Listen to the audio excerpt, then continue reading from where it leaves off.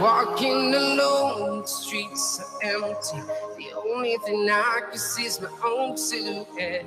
I'm getting stronger, step by step. The clock is ticking, but there's no time for regrets.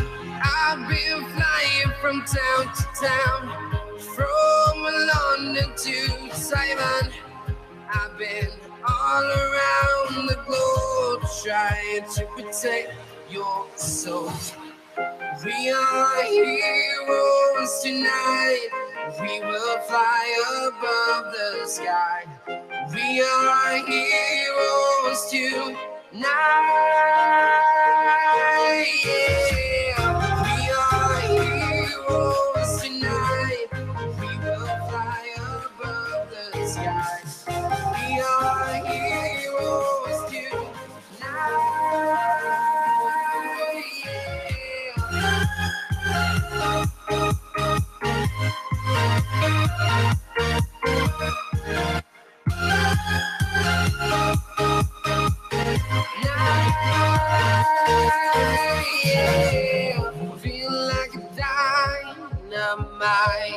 Ready to explore right up in the sky. I need you to listen, I need you to hear, and don't show any fear. I've been flying from town to town, from London to Taiwan. I've been all around the globe, trying to protect your soul. We are heroes tonight. We will fly above the sky. We are heroes tonight. Yeah. We are heroes tonight. We will fly above the sky. We are heroes tonight. Yeah.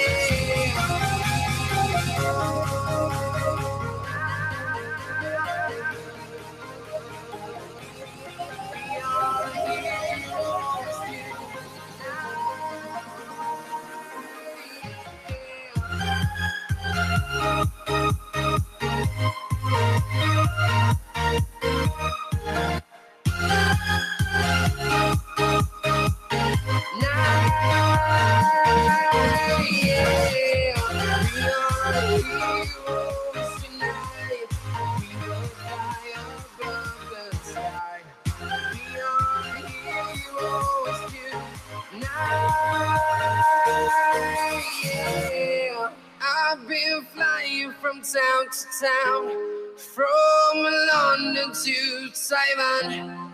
I've been all around the globe, trying to protect your soul.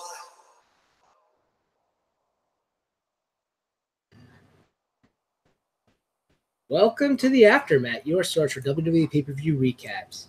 I'm your host, the People's Champ Cal, and alongside me, as always, I have my tag team partner, the Glamazon Delisha. What's going on, Delisha? Hey, another Monday in the books. Another week of 1,000 hours of wrestling to get through. I mean, I feel like I haven't seen you in forever because before we used to have pay-per-views like every other week, and now we have like just like the old days, once a month or something, you know? So it's pretty good. I like it. Yeah. So today we're going to be talking about Extreme Rules 2018, episode 3 of season 2 of AfterMat. And you know what? When I looked at this card, I was super excited. But did I like it? I don't know. We'll get to that before we get to the end of the report card. But yeah, so before we go into like what we thought about the highs and lows, what do you think before your first impressions when you saw the card and all that? But first impressions on the card was like, oh, this is going to be a pretty good pay-per-view. It got a lot of good matches going up with some potential storylines that could play out depending on the wins and losses and what happened. And we'll see if those played out for at least both of us two, if those worked out. All right, and let me go ahead and say hi to people in the chat. We have Nightshame, what's going on? Alex the Gamer, Devin, Halo, Phantom OG, Zoro, Sidewalk, and there's a lot of echo. Is there still echo? What's going on, Will? It might be Delisha's TV on in the background. Is it? Let me see. Let me know if it changes, or are you hearing echo from the actual? Still an echo? You hear that anymore, Side? I can just pull up the stream actually.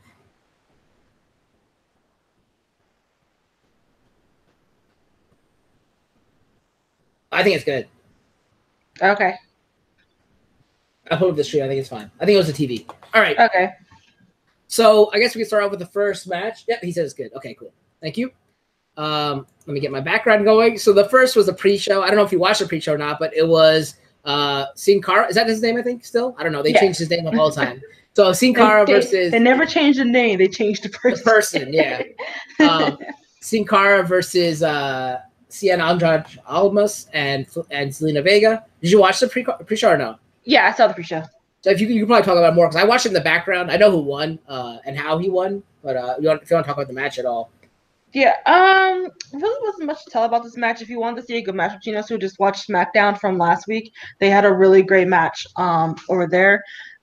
Sin Cara was injured for a couple of months. That's in case people were wondering why we were getting this match now. When a month ago, Sin Cara attacked him. It was because Andrade attacked him because Sin Cara was injured, so they couldn't have their grudge match until last week, which was a really good match. They made it feels like, oh, we were gone for 2 months. Let's put on a show, and they did. This one, not as great, still a solid match. Of course, with the shenanigans of Zelina Vega getting on top rope, distracting the ref, allowed Cien to do, I don't know if it has a name for it yet, but the double knees into the turnbuckle, and then hit him with the I think it's called a hammerlock DDT. Yeah. Again, I don't think there's a name. I don't think he has a name for that as well, but that allowed him to get the pin. And I'm just really ready for Cien to at least get into that upper mid card level, because he's really good, and we need to get Zelina Vega on the mic as much as possible, because I think she's on par with Paul Heyman as being a mouthpiece for her talent, so to speak. And if need be, she can get in the ring as well. So I'm just excited to see more of them on the SmackDown roster. And I believe they had a backstage interview. I don't know if they posted it on the main show or even on the pre-show, but I saw it on Twitter.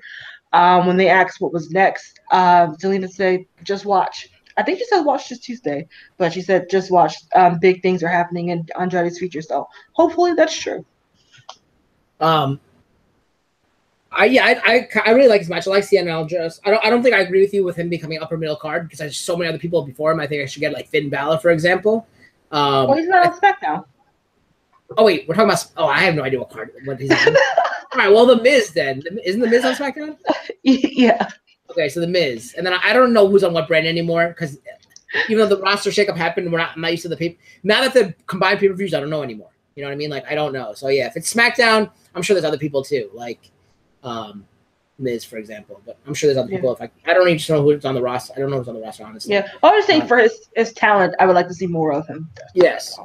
I don't know if I said hi to Will also in the chat. Will and Typical. I don't know if I missed you guys, but I might have said that. I'm not sure. Welcome. Yeah, but this was a good match overall. I thought it was very well. Like, I was watching it as I was playing a game, but I could watch both of them at the same time, and it was actually really well done. And I like Cien. I think, like we were saying, unfortunately, I don't think we vote for NXT for the match of the year. But I think that match that we went to, the Johnny Gargano versus Cien, was the best match I've seen in maybe 5 years, maybe.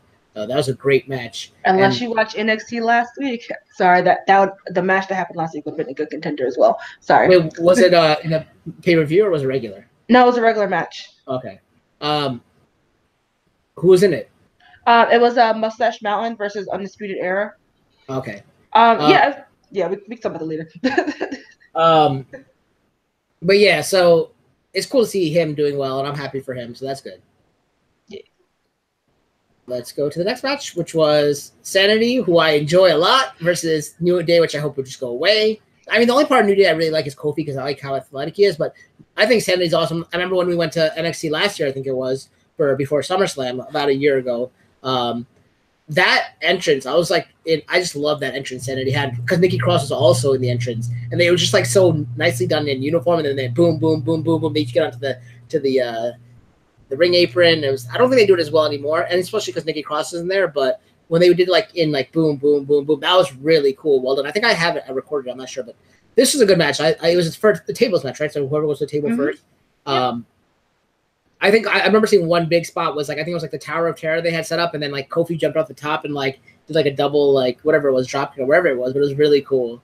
And yeah, I mean, and then obviously we saw what happened to finish. If you would probably go into more detail, but I liked it. This is probably one of my favorite matches. Yeah, that was probably the biggest spot of the match. I don't going back to Sandy's entrance, I don't like the new camera angles of their main roster entrance. It's just I know it's supposed to be like chaotic and tricky because they bring chaos, but it just seems amateur because they just do like the shaky cam between the members and like I don't know. I don't like it. Also, wait, before you go on, also talking about the entrance, didn't you feel the Shield was gonna come out? Because it was first a helicopter, and there's like, and like it was like a announcement, and then it went to the audience and went back down. Like, wait, is the Shield? I mean, I knew the Shield wasn't coming out, but like it was like pretty much spot on to the Shield entrance. Yeah, it's pretty similar.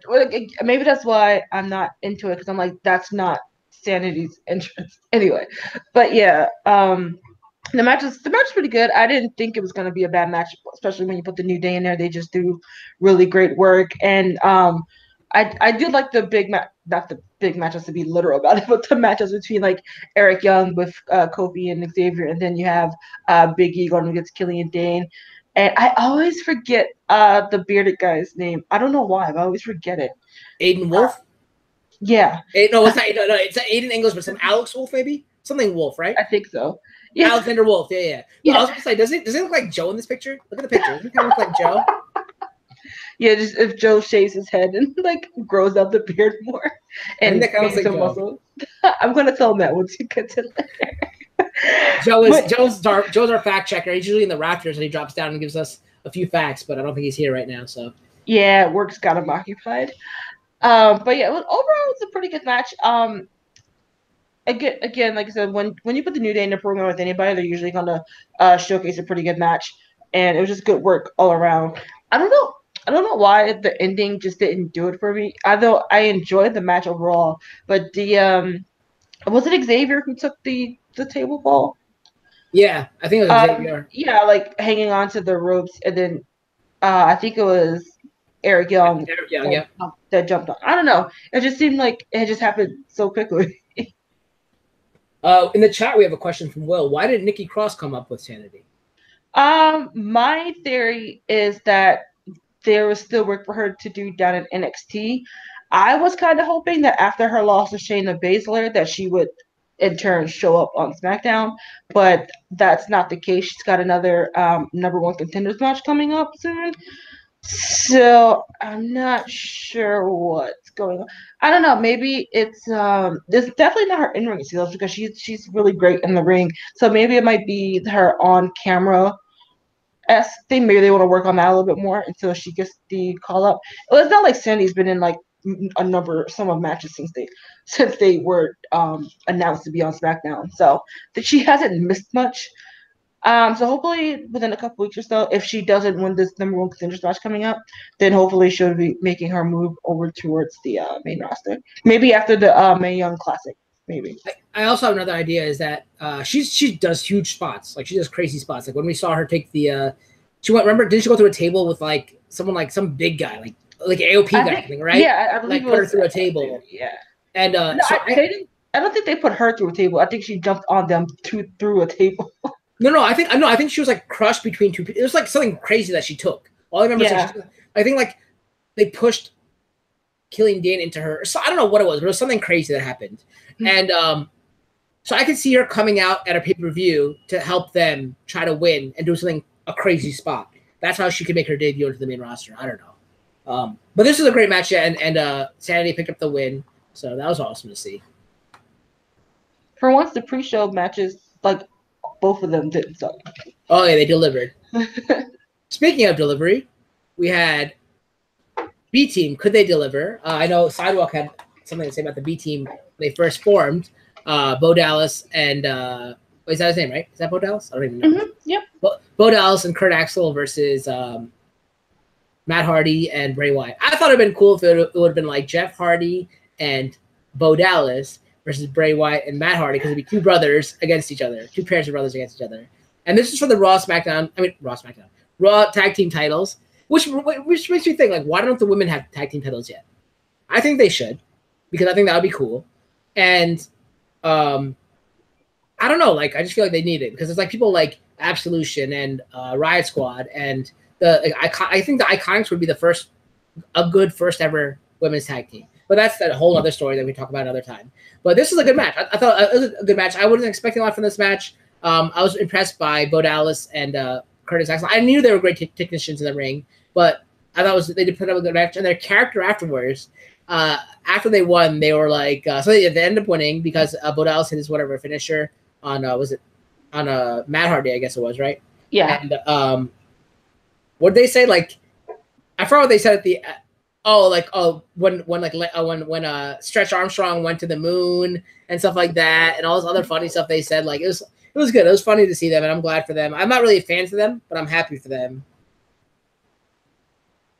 Yeah, the pretty good match. It was me, Joe, and my friend Matt. We were running not polls. We were just having a in-house competition on like who could guess the most wins matches, and Joe was the only one to guess the B team, to predict the B team winning, just because he said he did to go against us, but we thought it was going to go towards the Deleter of Worlds, just because we didn't know if the B team was going to get that far of a push, but it looks like they are, so we can continue this feud going. The match was fine in and of itself. I really have been enjoying the B Team's promos of them mocking the Deleter of Worlds the last couple of weeks. Although it's in a sort of like catch-22, almost kind of cheapens them as not the B Team, but the Deleter of Worlds as well. I don't know. I don't know. People have been saying that maybe this is going to lead up to another sort of like final deletion between the two teams again. I don't know. I don't know if Vince McMahon wants to go into that production again. I don't know. But it's interesting that the B team got the push. Further probably burying the fashion police. Because there's only room for one joke team on the roster. Unless they fight each other, that'd be cool. That'd be cool. Because that would be a good promo between the two. But yeah, we'll see what's gonna go on between these two down the line. I'm pretty sure they're gonna reinstate the rematch clause, whether it be on a live show or on a next pay-per-view. I do have something to say about Matt Hardy, but we'll come later when we talk about the match with Jeff Hardy in a little while. And something that SydeWalk said to me, but before we get to that, Will says that the wrong team won. He believes that the Deleter of Worlds should have won. I didn't even know that was her name until they said that yesterday, but that's kind of cool, I guess. All right, so our next match brings us to, I don't know why this match even happened. What a waste of a great talent that Finn Balor is. It's Finn Balor versus Baron Corbin. We didn't even get to see any finishing moves. Excuse me, it's Constable. Oh, wait, no, not even that. Raw GM appointed, Stephanie McMahon appointed Constable, whatever, Baron Corbin. And against, Finn Balor, who's arguably the best talent on the Raw roster. I mean, that's hard to say because, you also have the likes of Seth Rollins and Dolph Ziggler there, but which you saw towards the end of the night. But I don't know. I think he's being wasted. I think he's great. And we didn't even see any finishers except for like a deep six. I don't think I saw coup de grace. I don't think I saw one. I'm not sure if he even did one. I don't think so either. But because it ended up with a roll-up. Finn Balor rolled up Baron Corbin. What is the point of Baron Corbin? Why do people wrestle in like corporate suits like Kane used to do? It makes no sense. But Finn Balor won. I don't know what the point of this match was. What was the whole thing? Like Finn Balor's so wasted. That's what I think.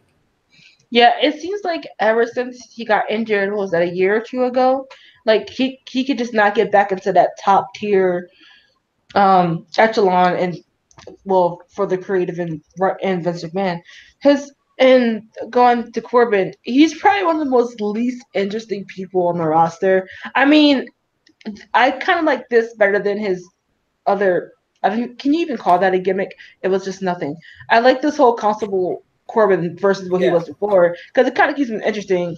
But again, if you know you're going to wrestle in advance, and just storyline wise, if you know you're going to wrestle in advance, why are you in a suit?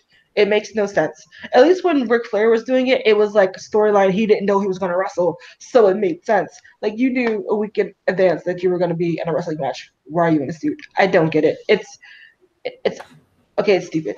But yeah, this could have been more strife for Corbin and Kurt and Stephanie and some of the talent. It didn't have to be focused on Finn Balor. I'm pretty sure it's just because they don't know what to do with Finn at this point, and they're just like, well, we need to get him on TV because the fans love him, so put him in a match with Corbin. Right. And Will actually in the chat said that they should put Finn back on SmackDown and they can have him versus AJ for the title. Because I think that was actually I think that was voted for our match of the year last year, right? It was like it wasn't SummerSlam, but it was TLC or whatever it was. It was like AJ versus Finn Balor. And that was, so we agree with you, Will. We think that was the best match of the year that won our match of the year for AfterMat Awards. I also believe that was the last time we saw the Demon. Oh, yeah. Remember, maybe it's a summon it and something, and he can only do it so many times a year. But he didn't even do it at WrestleMania, right? So, technically he never lost. You know, it's a real shame. If Seth Rollins, and I know Tom Zambino is out here to defend Seth Rollins because he's a huge Rollins fan, and I am too, but not as big as him.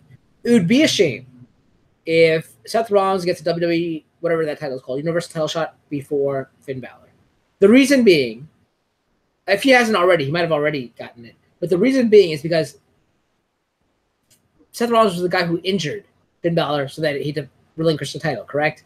Not only that, he also injured he ended Sting's career. He hurt John Cena. Like, all this stuff, and he just keeps getting passes, like, I don't know. I just feel like Finn Balor was screwed out of that title, and I feel like he should get a shot at it again. But that's what I think. I don't know. Yeah, but us fans just keep on hoping. It should be called like the Career Slayer, not the Kingslayer, because I can do the Kingslayer. All right. The next match was kind of another gimmick match. I don't know why it was even happening either. It was Carmella, the WWE SmackDown Women's Champion, Carmella, with James Ellsworth in her corner against Asuka. I mean, it was just a stupid slow match. The only funny parts were, like Big Time said, James Ellsworth acted like a backpack or a utility belt. He kept throwing stuff down to Carmella. That was funny, but I think a lot of it was botched and stuff. And that was a lot of this, like what SydeWalk said also earlier was, but this is pretty much botch mania. Like, there's so many mess ups throughout the evening, and unfortunately, a lot of them came from the women's matches. It was really awful to watch the women's matches, and you know how I love the women's matches, and I've been always speaking highly of them. And there's sometimes I talk about how bad it was because the writing holds them back. But this was just as bad as probably the women's first ever ladder match, Money in the Bank, because it was just so sloppy. This whole night altogether. This match was a lot cleaner than the next women's match, but I just thought it was kind of lame. I mean, I don't like James Ellsworth. I think Carmella should get a good push on her own, but she just doesn't have a good ring set. Like, she doesn't have, her finishing move is stupid. I forgot how the ending was cool. Asuka took a great bump off the cage. That was awesome. But other than that, it was pretty stupid, the match. And, Carmella retained, which is cool, but I don't think she has a good move set. I don't see how she could ever win cleanly, that's pretty much it. But Asuka did a great job. Looked strong, and then she also took a great bump. Yeah, I am very tired of these shark cages. I mean, this is only the second time. But again, I'm tired of it. It's stupid. I don't mind James Ellsworth being involved because I think it just really just furthers the heat on Carmella. So that's why I don't mind it. But it's like, come on, man. Why shark cage? I don't know. And for all that, you could just put Carmella and Asuka in a cage match instead of just having him suspended up top. This match wasn't really a match. It was just more of, like you said, gimmicks and just to get further heat on Carmella. I didn't mind Asuka taking the loss, especially the way that she did. Because again, just more heat on Carmella. She just keeps piling that on. She's doing really good with handling it and being a good heel. But I kind of agree that her moveset in the ring isn't all that great. I'm kind of ready for her to lose the title already. My friend suggested that Asuka and a returning Charlotte comes back, and then Carmella has to defend 2-on-1. She's always keeps claiming she's beat Asuka, she beat Charlotte, but can you beat them both?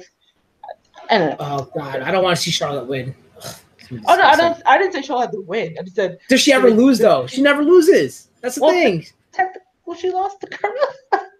You know what I mean? In a pay-per-view, a singles match or anything, she's never loses. And I know that wouldn't be a singles match, but still, she never loses. That's what I hate about her.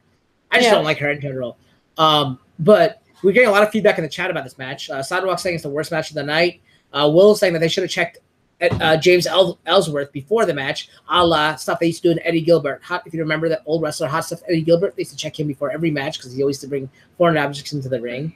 SydeWalk felt it was not disgusting, but it was a stupid show of WWE production and all that. The kick pad that James Ellsworth was wearing to protect from Asuka's kicks was seen throughout the match because, like, when he was hanging upside down, you could just definitely see his kick pad that he's wearing to protect himself.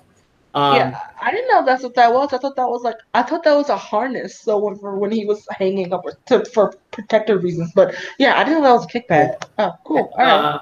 And Makes then sense now.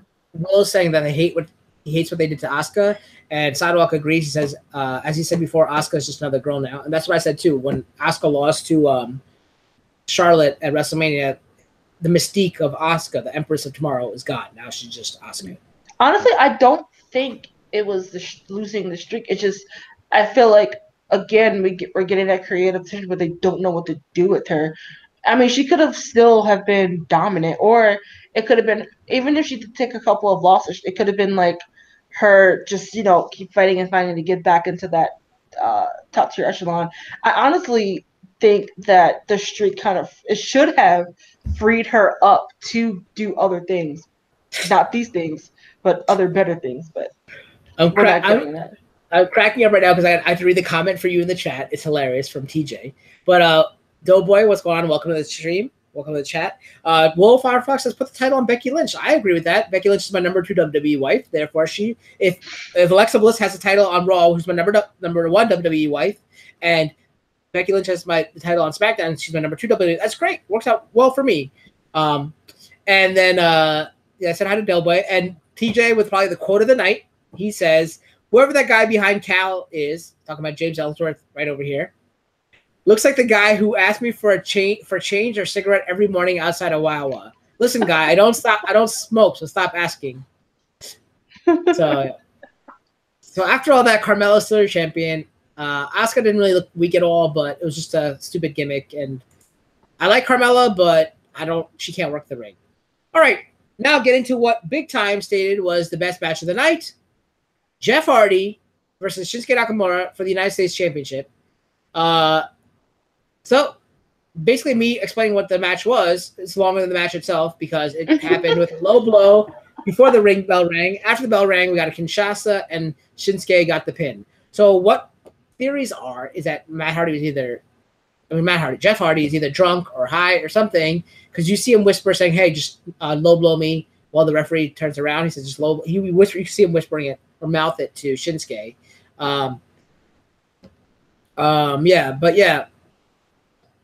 Stupid. And I mean, it's cool that Shinsuke is your U.S. champion, but SydeWalk was saying, hey, maybe this is the end of the Hardys into WWE because maybe Jeff is like back to his drugs or whatever, and Matt just dropped the title as well, so maybe that's the end. Maybe that's what he's saying. But we'll leave it the next part, the post-match part, to Delisha because it's her favorite wrestler came back. Yeah, welcome back, Randy Orton. It was a great 2 months without you. Yeah, actually, a part of me I don't know how I felt about this match. At first, I was like, really, this is what we're going to do? And then we got Orton out, and I was like, oh my gosh, really, this is what we're going to do? Because I thought he was going after Shinsuke, so crisis averted on that. I don't know, there's been rumors that Jeff has been injured for the last couple of weeks, and I think this is what they were trying to hold on to get them to this point so he can drop it to Shinsuke. I honestly think him dropping Shinsuke was the plan the whole time, because damn, that guy needs a belt. And Jeff doesn't need it. He's over with the crowd no matter what he does. But I think it's either that and they're about to thrust him into a program with Orton because he came out and attacked Jeff.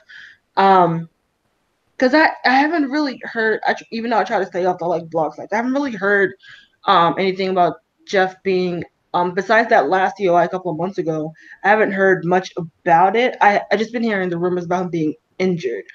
And I don't think Matt's done either.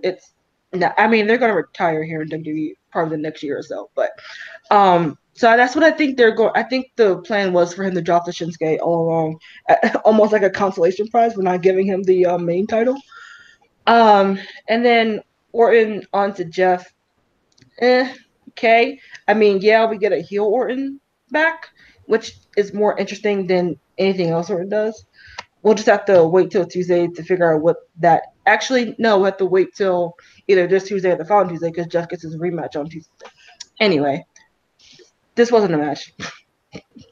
Yeah, so Sidewalk says the Viper. He was excited to see Randy Orton back. Why?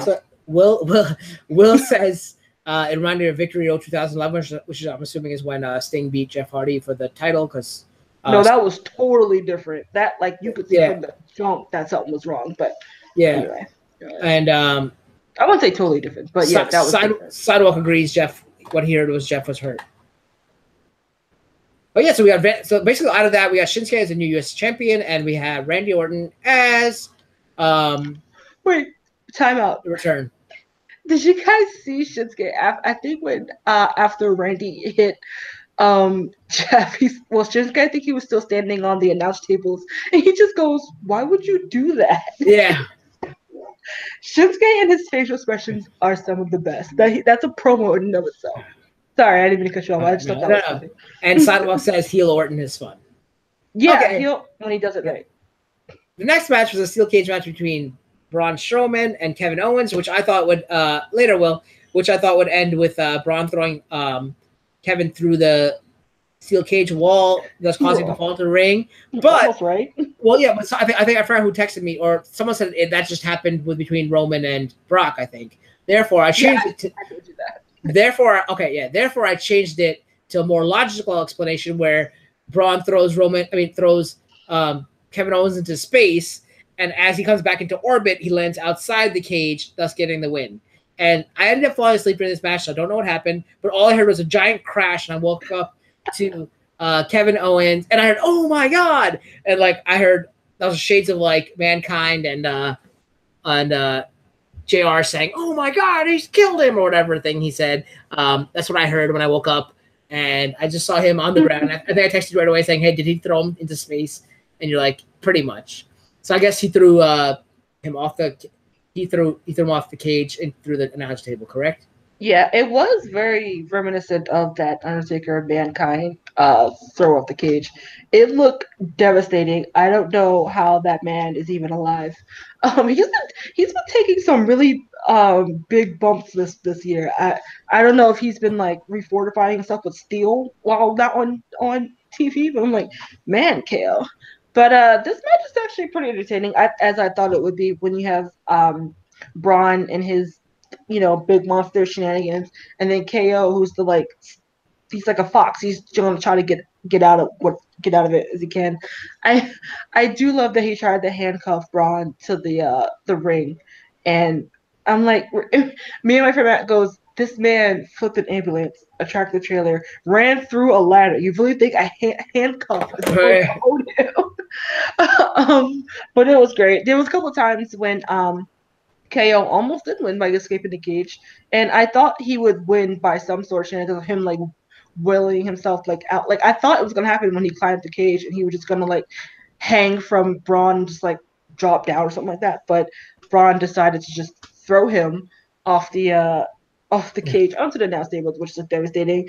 And I love, what did he say? You get a win, Kevin, and then just walked away. you know what's funny? Will said Owens is dead, which is funny because like I always say Owens dies every pay-per-view. So I guess he's used to like getting hit that hard because he's taking some bad spots like accidentally. So this is supposed to happen. Like, so I guess he's okay. Like he's built for this, I guess. Yeah. But I did like how he taunted it. He says, you're supposed to, he's like, fight Owens, fight. And like Owens, instead of running, actually did man up and fight. So that was really cool. Yeah, it's him and Braun's shirt I'm afraid to wear out in public because I feel like someone's going to challenge me. What, get these hands? Yeah, or the fight anyone shirt. I can't wear that in public. But you have to wear it. First, you got to like rub it on Braun Strowman and then wear it because the sweat instantly makes you 25% stronger. Okay. So. Well, next time we go to a live event, we have to find Braun. You're like, I want to get 25% stronger. Rub your sweat on this shirt. He'd probably do it, too. He would do it. I mean, he liked when I said flip the ring. That was hilarious. All right, so next match is the W Tag Team match, which I thought was ridiculous. Why did we have this? The Bludgeon Brothers, who I love, against Kane, who I love, and then a guy who I could care less about, Daniel Bryan, and Team Hell No. What I don't understand like I don't know if I texted this to you or not, but I definitely said it in my Discord chat. I said, why do the Bludgeon Brothers hit the door to break his kneecap or whatever? Why don't you just hit the straight kneecap? Because now you're causing damage to the arena, so WWE's gonna have to pay insurance on the arena, and Vince McMahon's not gonna like that. So why not just injure him directly? No sense whatsoever. And also, my question to you is, why are they not Team Hell? Yes, I don't understand. That is another thing. I just thought it was a stupid match. I don't know why Kane even came back out. I'm glad they didn't win because I didn't want them to win. I think this is just a nostalgia match for the fans to have Team Hell No coming back and reminisce. But other than that, like, you know, it was great to see that them lose. I think they did their, I don't know what their finisher's called, but I think they did it to Daniel Bryan and they picked it in. And that was good because it was really, it started out as a handicap match, Daniel Bryan versus, the two champions. And then eventually Kane came out and he wasn't able to help out too much. In a boot, no less. In a boot, yeah. In a boot, which made no sense because they actually smashed his knee or whatever it was, not like his WWE sometimes. But yeah, I don't know. Do you have anything to add about this match? I don't understand why we did this whole reunion if they weren't going to win. Just for a one-off nostalgia thing. Okay. That's what I think. Why waste that SummerSlam, for them? Unless they do it again, which would be even stupider and have them win. Yeah. I'm already over it. Yeah. All right. The next match was probably, oh God. I don't know. Why did this match happen also? Bobby Lashley, who looks stupid in a headband. I don't know why he still wears that. There is a reason. I just forgot what it was. It's a medical reason, actually, but I forgot what it was. Yeah. But it came off during the match, so I guess it can't be that important. I don't know. Yeah. Against Roman Reigns. Fans were more excited about the beach ball. They were more excited about everything besides the match.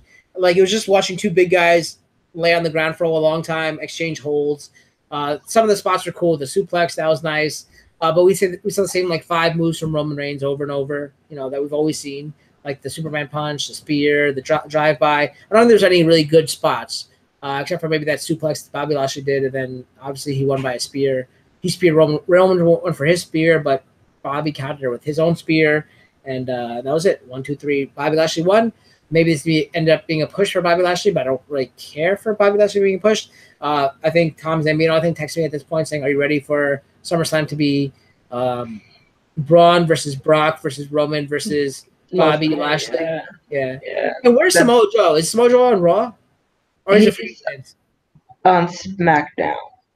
Well, that's another person who could be high upper mid card main event. Yeah, there's like 20,000 people on SmackDown that we haven't seen in like weeks. This is the problem that I was telling you. Remember, we were saying, if they're gonna have every pay-per-view be co-branded, we're not gonna see a lot of talent, and either the match is gonna be super long, or we're only gonna see half the titles being. I said it's either going to be all title matches and we're not going to see the other half of the roster, or it's going to be a super long pay-per-view, which is now it's just the entire half of the roster. But yeah, we're missing the entire roster, but we're also having a super long pay-per-view just to those people. So I don't know. I wasn't too happy. Yeah.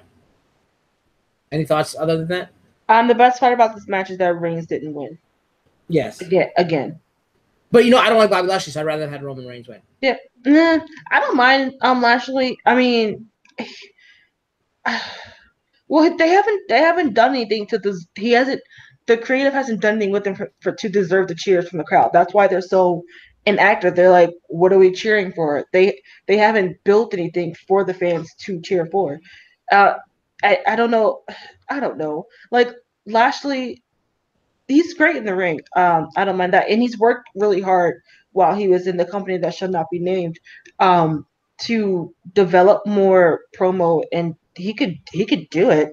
He just hasn't been given the chance to. I used to love Bobby Lashley. He was a favorite of mine back when he first run, but now I just don't. The first man to break the Master Lock Challenge. Yeah, he was awesome. I loved him, but now he has nothing for me. No, I don't think he has good mic skills. He's a good wrestler, but he doesn't do anything for me. There's so many other better wrestlers who are actually good on the mic that do it for me. Yeah, but I'm actually also glad that this was not the main event as well. Yes. Oh yeah. Oh my God. Otherwise, people have been like, no one would have been there. They might have just left again. The next match was one of the matches I was most excited about. Unfortunately, this is what gave the term Botchamania. It was the WWE Women's Champion, Raw Women's Champion, Alexa Bliss, my number one WWE wife, against Nia Jax. And Mickie James was in Alexa Bliss's corner, and Natalya was in Nia Jax's corner, and it was an Extreme Rules match. Yeah. Oh God, it was so many botches. Like hitting, it made a gag out of the match. Like we're like, oh, let's hit her with this, and she'll catch it and stop it. Like we'll do it 300 times in a row, and it'll be so tiring and boring. There weren't any really good spots except for either the botched DDT on the thing, supposed to go onto like the trash can. That didn't work out. Hit the chair instead. Rousey, you knew was going to get involved. She kind of messed up throwing Mickie James like 4 times. Natalya was no point in having Natalya there. The cool spot was the overhead gorilla slam that Nia did to Alexa onto the trash can. That was cool. We didn't see Twisted Bliss, but nothing really. I don't know how Alexa even won. I know she did the DDT onto the chair, but how did she get Nia stunned enough to do that? I forgot. I actually forgot too. I think Mickie James came in and like threw another kendo stick, something like that, and then that's what happened. And then, but like even the first kendo when she tried to break it over her knee, she messed up once, and then she did it. It was just a lot of botches in this match. I was very unhappy. It's very reminiscent of the first women's Money in the Bank match. I thought it wasn't good, and I love how much I love Alexa, and I know how much she loved Nia. And I was expecting a lot from this match and just didn't deliver for being like the first women's Extreme Rules match. And what's going to entertain? Welcome. He was on the live chat with us last night, talking about this. But I don't know. I love her, and I just was disappointed in this match. Rousey, she was going to get involved. I don't know. It's stupid. Yeah. And I think it's Corey Graves or whoever brought up a good point. Why is Ronda Rousey allowed to jump into the ring? She should be suspended again, or fired, or arrested. Why is she around? Okay, next time we go to NXT, I'm going to jump in and start hitting whoever I want, because apparently you can do that. As long as I show my ringside ticket, like when I was at Royal Rumble, I could have been the 30th man in the Royal Rumble, because if I show my ticket every 5 seconds when they show me on camera, that means I can jump into the ring and do whatever I want, according to the WWE. Yeah, that was very poorly executed. I was hoping that the better version of that would have been like Alexa getting in her face, which makes sense, and like taunting her, and then she tries to like hit her or something, but hits Nia instead. That would have been like something that would logically go, I could see that happening, especially if Alexa's in my face, taunting me, I might want to hit her too. Right. But it's like she just jumped the guardrail and just started attacking Mickie because she was attacking Natalya when Natalya. Those people are sanctioned to be in the match. So somewhat, neither one of them should have been out there in the first place. But yeah. And they said like, she was provoked. She wasn't provoked at all to do that. No, she was not. So she was not. Maybe she'll get suspended again, so she can't wrestle until SummerSlam. That's probably what they'll do. Maybe. But I thought it was stupid. I thought it was ridiculous. I like Ronda Rousey, but I thought that was stupid how they did that angle. And then I'll explain why. Oh, I thought you said, and then I explained why. I was like, and don't. Okay. No. They did not explain why. Yeah. All right. The penultimate match meaning second to last match, was the WWE Championship. AJ Styles, he's the champion, versus Rusev. I didn't know what to expect from this match because I don't really know how. I watched Rusev wrestle, but he has 2 moves. Hi, Rishi, welcome. He does He does. I object. Yeah, he has the kick, and then he has the accolade. Those are his signature and finishing moves, okay? And I haven't seen him do anything else besides go like Rusev, Mashka, or whatever he says. That's all I've seen him do, really. And splash people and stuff. But I'm assuming he's a good wrestler, but I really haven't seen much from him. We know AJ's probably the best in the ring at the moment. And it was a good match. I thought it was a good match. I wasn't expecting that much. Some things I don't understand is why a calf crusher hurts. I know a lot of moves I don't understand what happened in wrestling, but you're bending his leg the right way. You're basically massaging his calf, I think. I don't know. But there were some great spots like the 450 splash. Obviously, the phenomenal forearm to the outside was pretty cool. Aiden English getting hit was cool. Like, the turnbuckle spot, a lot of good spots. And it was a good match overall. And I'm glad AJ won because he deserves to win. I don't think Rusev deserves the championship. If anything, You're crazy. No, he's a mid-carder. He's not a top-tier person. You're crazy. I'd rather see Shinsuke win it. I'd rather see, I don't know who else is on SmackDown. I'd rather see that other guy win it. See Anjulie win it before Rusev because I think he's more of a champion than Rusev is. Rusev is a U.S. champion, and that's about as far as he should ever go. And a tag team champion. I'll give him that as well. But I don't see him as a champion, heavyweight champion. In my eyes, I don't know. Because you're a crazy person. No one should. I think no one should ever beat AJ Styles ever again. If Shinsuke's not going to beat him, the only person who should probably beat him is Finn Balor. Nobody else. Maybe The Miz. The Miz would be good. Samoa could do it if they let him. That'll be like the other company that we don't talk about. But so I don't think Vince would ever do that. But maybe he would. But I mean, I just want to see The Miz and AJ go at it, or Finn Balor and AJ go at it, because I don't think anyone else should beat him. There should be a champion for until CM Punk comes back and CM Punk beats him or something. But other than that, that's what I don't see. I don't know who else is up next. Like, who's next? I don't know. Maybe Goldberg. Okay, who's next? I'm next. Okay, no. Stop it. But I don't want him to win though either. Yeah. Don't you bring that negativity to this podcast. All right. So what'd you think of this match? This hurt my heart because I didn't mind AJ winning, but it's like give the fans a bone. Like they have been chanting Rusev Day for the last year to no payoff whatsoever.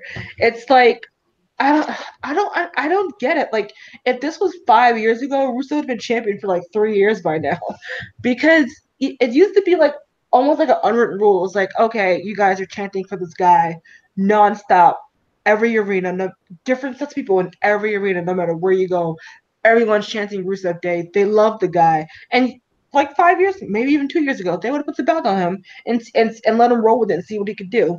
They're not even giving him that chance. But they would probably do it at a bigger pay-per-view, not Extreme Rules. And to be fair, they also cheer for a beach ball. So and the timer. Show what's the timer, or whatever they said. Where is the clock? Where's the clock? Yeah. So by that logic, the clock could be the two tag team champions or whatever. That was the Pittsburgh crowd. I'm saying even internationally, in the U.S., in Canada, doesn't matter where this guy goes, everyone's chanting Rusev Day. And yes, it is a cool thing to do, but they love him. And I don't know if you see him like in non like WWE, like if you watch Ride Along, this guy is charismatic as hell. Like I just want to watch everything that he does. But it's like they are afraid. They'll like touch the gas, but they won't go full force on it. And it like, can you imagine the pop he would have gotten if he would have won, and having like the whole arena shouting Rusev Day? Just give it to me once, WWE. Just give it to me once. Make me seem like you care.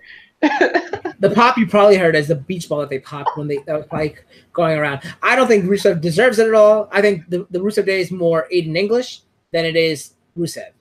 I think he sells it better than Rusev does himself. That's just like your opinion, man. You don't think so? You don't think the Rusev Day thing is all in English, singing it and coming out and doing all that? I think he's helped this Rusev character get over better than he was a year ago. Because I honestly can't even remember how the Rusev Day started. It might have been started by Aiden, but I think I don't remember. You know me, I have bad memory when it comes to these things. But Aiden was by far definitely helped.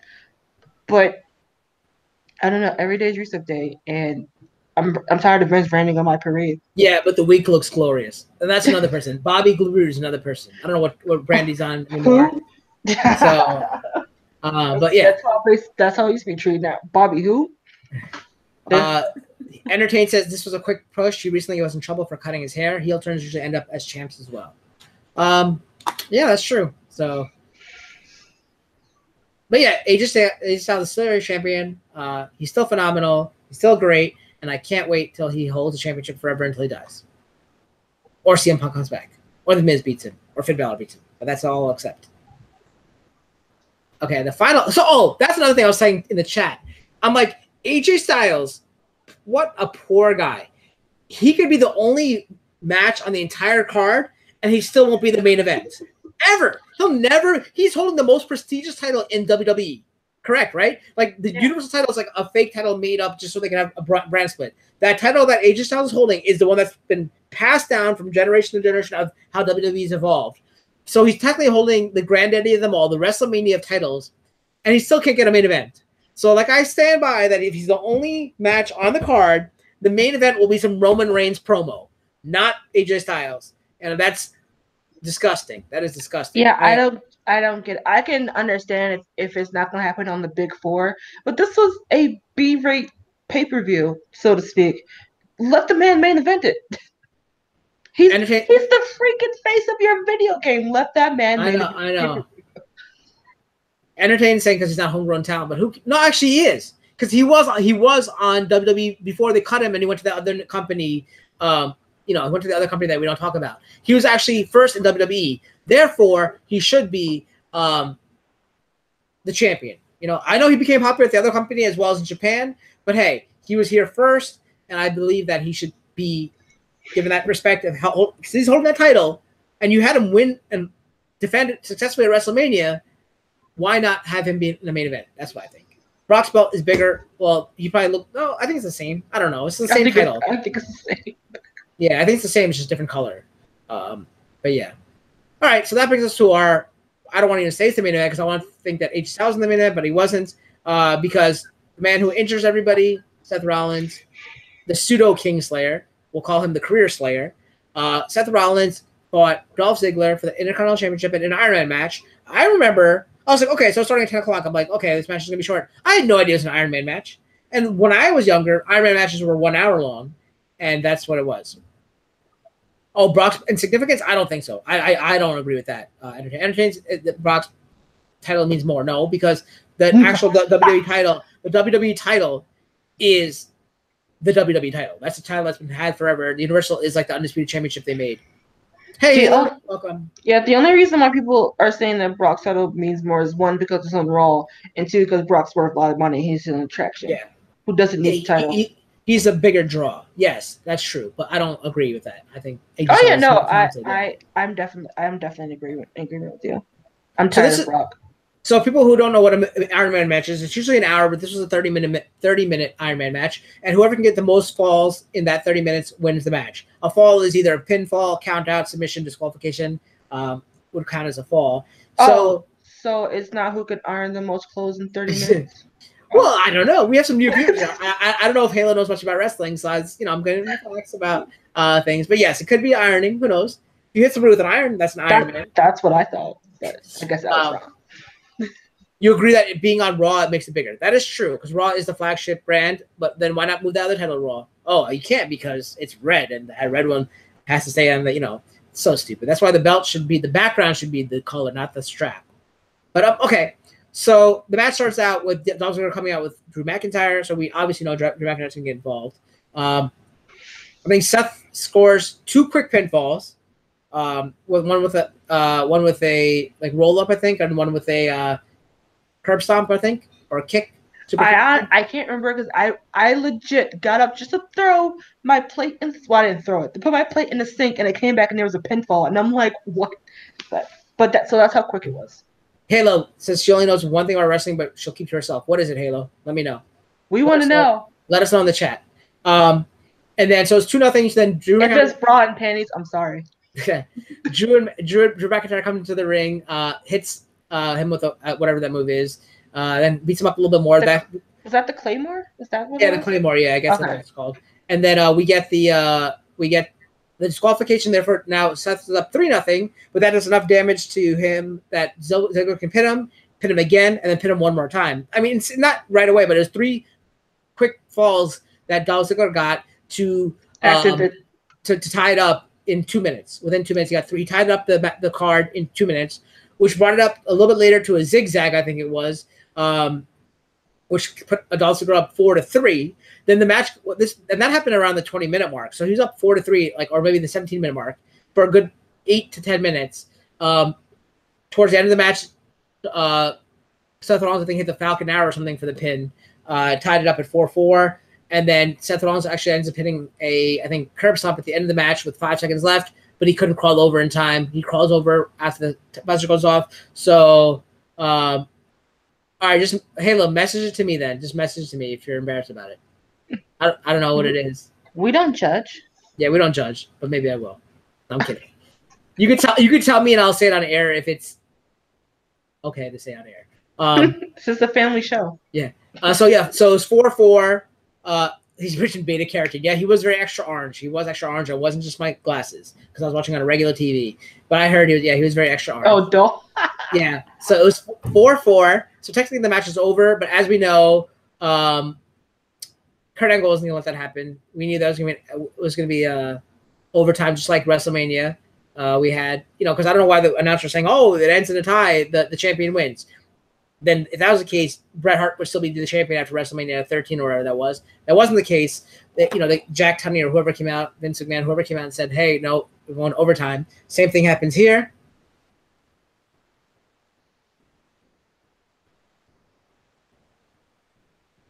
Oh my God. Nope. It wasn't. Wrestling is not fake. It might be outcomes that are already established, but they actually do really wrestle and get hurt. And it's actually a show. You're watching a show. It's like TV. I mean, it is TV. They are athletes. They're great athletes because they work like 300 days of the year. I can't take a bump. Yeah. Okay, back to sudden death. Yeah. So yes, now we have sudden death.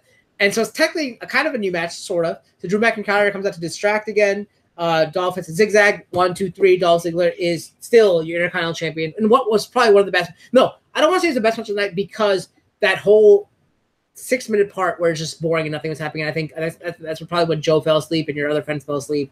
Yeah.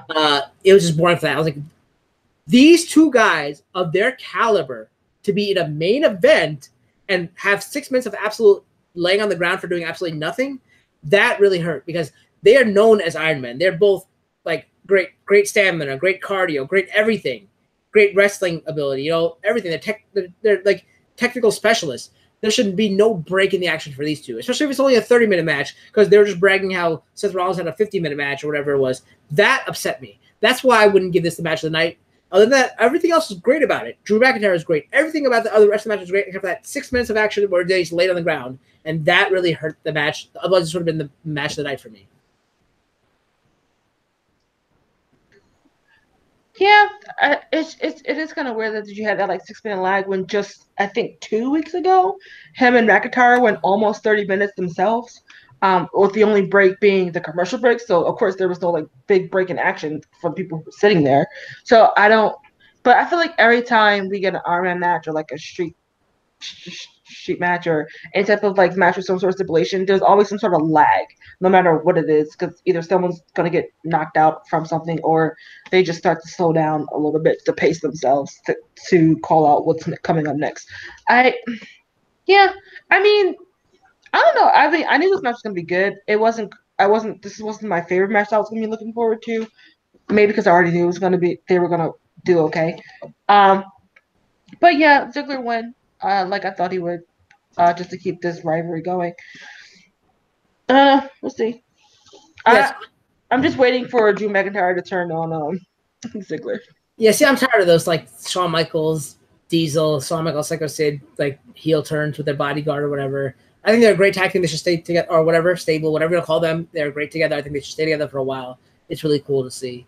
But Ziggler always has one of those guys. Whether it's Big E Langston or whoever else he has, he always has one of those guys. Entertainment is saying that Halo should go watch a Jay White match and tell me it's fake. And Rollins also had 2 1-hour performances. You're exactly right. If it's a 1-hour Iron Man match, I wouldn't mind that 6 minutes of rest. But 30 minutes, come on, guys. You're supposed to be like the 2 top-tier athletes. I don't think. Sidewalk saying he knew Ziggler would win. He thought we'd see a turn. What turn? Drew McIntyre turning or Ziggler turning? Well, who's turning here? I don't know. But yeah, it was a good match. I thought it was a good match. I don't think it had the potential of being the best match of the night, but I don't think it did it for me. Yeah. So I guess we can go into your low point, your high point, and your overall grade. Guys, this may be a first. I don't have one. This pay-per-view was so middle of the road for me. There isn't really a low point or a high point. Or maybe I'll get that low point to the crowd during an Iron Man match where they were just screaming out, counting down like every minute and then doing the buzzers down. It was fine like the first 2 or 3 times, but every time they did it, I was just like, oh my god, the crowd was the biggest heel of the night. That's what they were. They got over as a heel to me. And of course it was Pittsburgh. Sorry if you're from Pittsburgh in the chat, but it's fine. But this match, I would just go straight up. It was just straight up C, average, middle of the road. I'll forget about it by next pay-per-view. Yeah. So I was saying that Drew should have turned on Dolph. For me, I pretty much agree with Side in the chat as well. The low point for me was probably the Team Hell No match, or I don't want to say the Alexa Bliss match, but it was kind of a joke and it was very botchy. I think a lot of it. I think probably every match is pretty much a low point of the night. They were just an awful pay-per-view overall, especially with what the card was supposed to be. I think the pre-shows matches for the first time were better than the actual pay-per-view itself. Yeah, that's true. Save for the Rusev AJ match. That was a good match, I thought. High point for me, I agree with Sidewalk, the KO's fall, even though I didn't see it, except I saw the replays. The fact that it woke me up was great, so that's why I say it was the high point.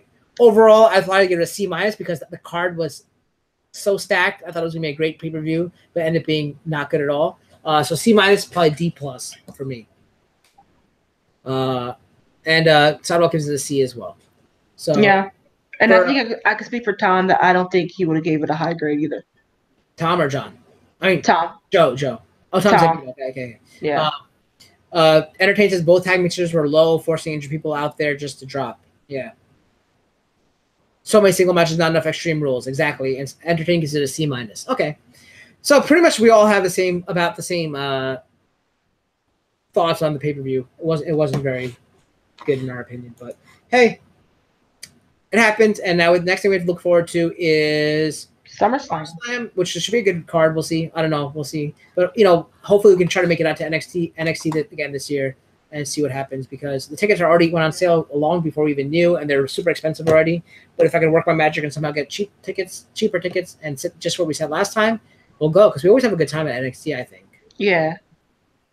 Oh, well, since our start line reporter isn't here, what do you think about this quote unquote ultimatum for Brock? Oh yeah. So as you guys know, Tom Zabino is our roving reporter, and he's our Renee Young of our show, and he's away right now. Not away, but he's busy tonight. He's a big Brock fan, also a Rollins fan. The ultimatum, I don't know. I think some people, I don't know if it was Sidewalk talking to me about it, or if it was Entertained or Tom. I know a lot of people going through messages that night. So where they're saying like maybe it's real. Maybe he's just not gonna come back, and he's gonna relinquish the title. So for those who don't know, I forget who asked, but they were asking Kurt about whether they think what was gonna go on with the Universal Championship, and he said he's giving Brock an ultimatum. Was either A, he shows up on Raw tonight, and I think he just said show up. Yeah. or 2, we come with a solution on how you're going to defend the title, or 3, he's going to be stripped, which is basically what we've all been saying for the last 3,000 years. Of people are tired of it because because he was mad that, quote unquote mad that he couldn't show up in Raw, but he could show up at a UFC event and get into the face of that person. I don't watch it. Yeah, sure. So I just hope they just take it off him, because I have no interest in seeing Brock. I was never a Brock Lesnar fan to begin with, so not seeing him doesn't push the needle for me either way. He's just an attraction, but we have Braun now, so he's actually not needed. So he can get future endeavored for all I care. But that's just my personal opinion. I do understand the business aspect that he brings in big ticket sales and things like that, but he doesn't need the belt, so just take it off of him. So Brock leaving it and a few other elements actually make the title picture interesting, according to Entertained. He thinks Seth versus Braun is going to be the thing. Also Finn and Braun, and Seth and Finn rematch would be also a thing. And UFC is desperate to pay back the $4.2 billion they owe. Yeah, I don't know, man. It's nuts. I kind of like it though. I kind of like that he doesn't show up at every pay-per-view, because that brings back shades of the old days when there wasn't a pay-per-view and the champion would hold the title for like a lot of the time, and only defended it at the pay-per-views, and those were only 3 or 4 back then. But we're not even getting that. And then I feel like we are. He wrestled at WrestleMania. He wrestled at Royal Rumble. He's gonna wrestle at SummerSlam. He wrestled at Survivor Series. So it's just like the old days, and he's wrestled more than that because the Greatest Royal Rumble and whatever, all that other stuff. He has wrestled more than that. I'm just saying it's just like the shades of the old days. The only issue is those champions will still show up on Raw. And Brock. Yeah, that's what I was gonna say. That's why I feel like we never really missed them because they would show up and through like shenanigans just wouldn't defend the title. So that's why I'm just like so over it. But Brock's heart is not there. That's the thing. Brock's heart is not there to do that. Yeah. So they have the championship on the wrong person, but having it only defended as much as make it more worthy. I feel that's good. Oh yeah, no, for me, I don't mind. I don't mind the less title defenses. It's just that you don't even show up. Not even. Well, I don't know if he's tweeted or not, but it was like not even a tweet or one of those. You're telling me Brock Lesnar has a tweet? There's no phone big enough for his fingers to get out of the tweet. Or like not even what a lot of people are doing now is like those Twitter, like those phone video promos, or whatever. Not even a Brock Lesnar doesn't do that either. No. Brock Lesnar knows how to drink beer and like and go hunting. Yeah. And view his life. No, I'm just saying. Like, I love you, Brock. Don't come looking for me. I love you, Brock. You're one of my favorites. Oh yeah. Not even a cell phone promo. So Entertain's saying that you need to get away from big man wrestling, and not even a cell phone promo. No, he can't do any of that, man. That's what Paul Heyman's for. No, I'm just saying, like, we haven't hardly even seen Paul Heyman, so I was like, but hopefully, we get this resolved by SummerSlam. I'm ready to move on. But his anti-doping doesn't end until January anyway, so what's he gonna do? He just signed a new contract, so who knows? With WWE or UFC? His anti-doping with UFC doesn't end. He can't wrestle. He can't fight UFC until June, I think. January, sorry. And he just signed a new WWE contract, so who knows? He just re-entered. He just reapplied for the whatever it's called, the USADA thing. Okay. Yeah, I don't watch UFC, so that's why I don't know. Welcome, Tom Zambino, forgetting your own show is happening. What's going on, buddy? We mentioned Brock Lesnar, and he shows up. We mentioned Brock Lesnar, now you're here. But I guess with that, we can go ahead and plug Tom Zambino, who's over at Zed Reviews, and on Twitter at RoadRaider3. He should be getting back on Cars and Popcorn soon. He's been really busy. That's why you don't see him here. But check him out at Zed Reviews on YouTube and on Twitter at RoadRaider3. And please check where we can find you. I actually had something. I meant to say I had something to say earlier, but in regards to the women, this is just a rumor. I forget the source, so don't quote me on it. Don't go blogging to Vulture about it. No, apparently there's in talks of a all-woman show. Not like its own thing, but like to make up for them not being at the Greatest Royal Rumble, because they couldn't be there.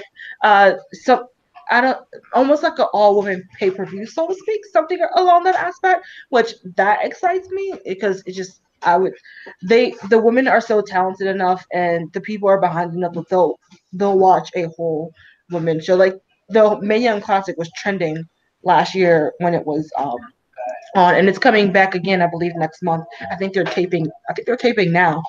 And I think Caitlin's coming back for that, right? Yeah. Caitlin, who was in WWE 3 years ago, she's going to be in the Mae Young Classic. Hopefully, maybe this might be a second chance or another look at her, see if the fans can get behind her. She could be called back either to NXT or to the main roster. Yeah. So that's pretty exciting. And I really enjoyed the Mae Young Classic. I enjoyed seeing women who I had no idea who they were. And now I'm like, I want to see more of them. And we're seeing some of them in NXT. For example, Bianca Blair, who is just killing it. And I can't wait to see her hopefully go against Shayna Baszler. But yeah. Is that like Ember Moon 2.0? No, not really. To me, she's totally different. Way 2.0. I know what you meant. I mean, she is the EST of NXT. But no, she's amazing. Anyway, so I'm pretty excited that if they do go forward with that, an all-women event or pay-per-view outside of the Mae Young Classic, hopefully, I'm also hoping that it's all women commentators. So let's make it all female and just be Charlie Caruso and all that. That'd be awesome. Yeah. And Saucy as well. We're joining us, Saucy. Yeah. Also, we could get our Nia Beth Phoenix dream match, or at least that was mine. But we could get that. But yeah, that would be great. There was something else I wanted to mention, but I kind of forgot what it was. Maybe I'll just text you later. But in the meantime, you can find me on Twitter and Instagram at Delisha_Renee. You could find me here every month recapping pay-per-views in either disappointment or enlightenment. And you can also find me on Odd Shape Panel every other Monday as we discuss the pop culture going on in the pop culture sphere. And then you could just find me messing with Cal on Twitter. Yeah, and as for me, you can find me on the People's Champ Cal over here on the Kingslayer Network. Every morning at 11 a.m. Eastern, I play games and I also play 4 p.m. Eastern also. And you can always find me here on AfterMat every month. The next time you'll see us is for SummerSlam on August 20th. SummerSlam is on August 19th, I think. So you can catch us the Monday after, 7:30 p.m. Eastern. And I still haven't come up with an outro for this show. So I don't know what I have to say, but yeah, that's pretty much it. So I guess we'll see you guys after SummerSlam on August 20th. Until then, I don't want to say be a star because that's their thing. Hogan can suck it. We can say that. Yeah. Thank you guys so much, and we'll see you next time. Later, guys. Bye.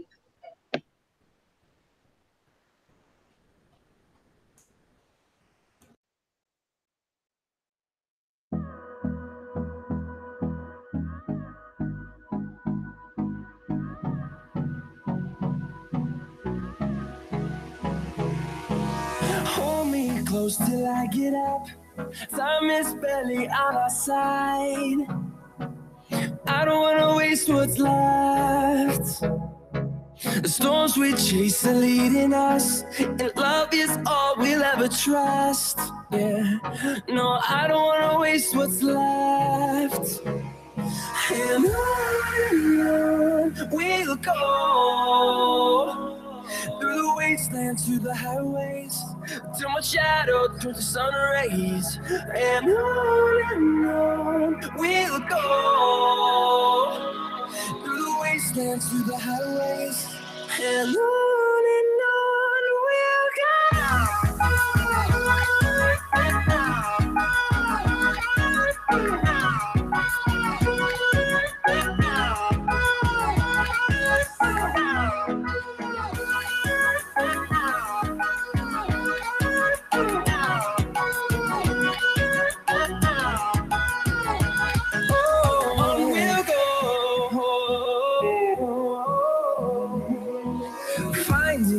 Along the way, melodies we haven't played.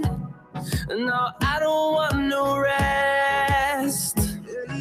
Echoing around these walls, fighting to create a song. I don't wanna miss a beat. And on we'll go, through the wastelands, through the highways, till my shadow turns to sun rays. And on we'll go, through the wastelands, through the highways, and on we'll go.